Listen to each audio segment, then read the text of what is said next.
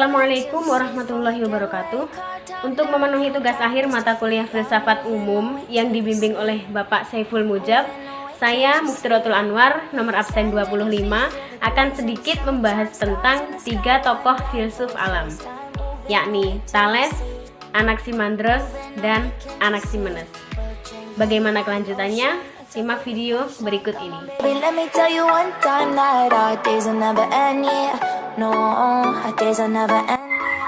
Yang pertama adalah Thales.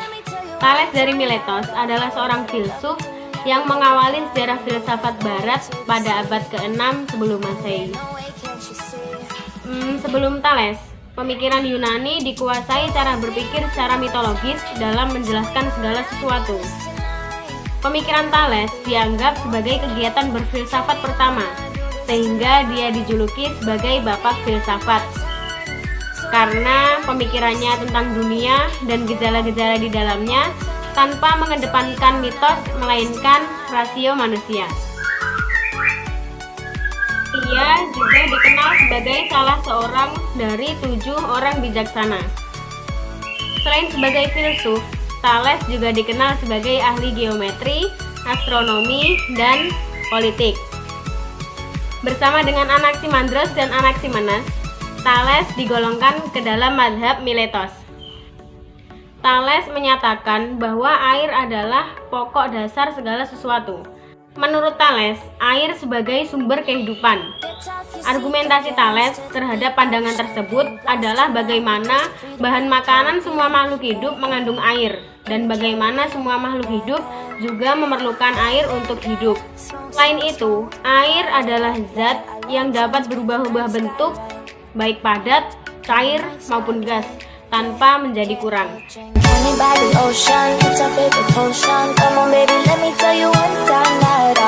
Yang kedua adalah Anaximandros. Anaximandros adalah seorang filsuf dari mazhab Miletos dan merupakan murid dari Thales. Meskipun Anaximandros merupakan murid Thales, tetapi ia menjadi terkenal justru karena mengkritik pandangan gurunya mengenai air sebagai prinsip dasar segala sesuatu. Menurutnya, bila air merupakan prinsip dasar dari segala sesuatu, maka seharusnya air terdapat di dalam segala sesuatu, dan tidak ada lagi zat yang berlawanan dengannya. Namun pada kenyataannya, air dan api sangatlah berlawanan, sehingga air bukanlah zat yang terdapat di dalam segala sesuatu. Nah itu, Anaximandros berpendapat bahwa tidak mungkin mencari prinsip dasar tersebut dari zat yang empiris. Prinsip dasar itu haruslah pada sesuatu yang lebih mendalam dan tidak dapat diamati oleh panca indera. Anaximandros mengatakan bahwa prinsip dasar segala sesuatu adalah to apeiron.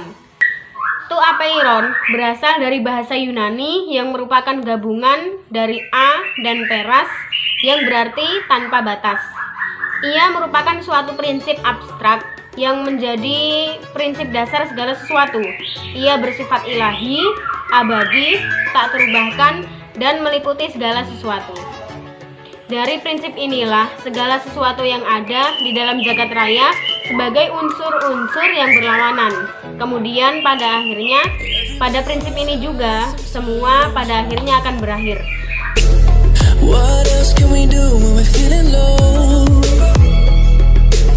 Tiga adalah Anaximenes. Anaximenes adalah seorang filsuf yang berasal dari kota Miletos, sama seperti Thales dan Anaximandros. Anaximenes hidup sezaman dengan kedua filsuf tersebut, kendati ia lebih muda dari Anaximandros. Ia disebut di dalam tradisi filsafat barat bersama dengan Thales dan Anaximandros sebagai anggota mazhab Miletos. Anaximenes adalah teman, murid, sekaligus pengganti dari Anaximandros. Sebagaimana kedua filsuf Miletos yang lain, ia berbicara tentang filsafat alam, yakni apa yang menjadi prinsip dasar segala sesuatu. Salah satu kesulitan untuk menerima filsafat Anaximandros tentang to apeiron yang metafisik adalah bagaimana menjelaskan hubungan saling mempengaruhi antara yang metafisik dengan yang fisik.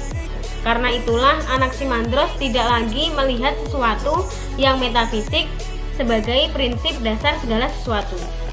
melainkan kembali pada zat yang bersifat fisik, yakni udara, tidak seperti air yang tidak terdapat di api. Udara merupakan zat yang terdapat dalam segala hal, baik air, api, manusia, dan yang lainnya. Itu Anaximenes berpendapat bahwa udara adalah prinsip dasar segala sesuatu.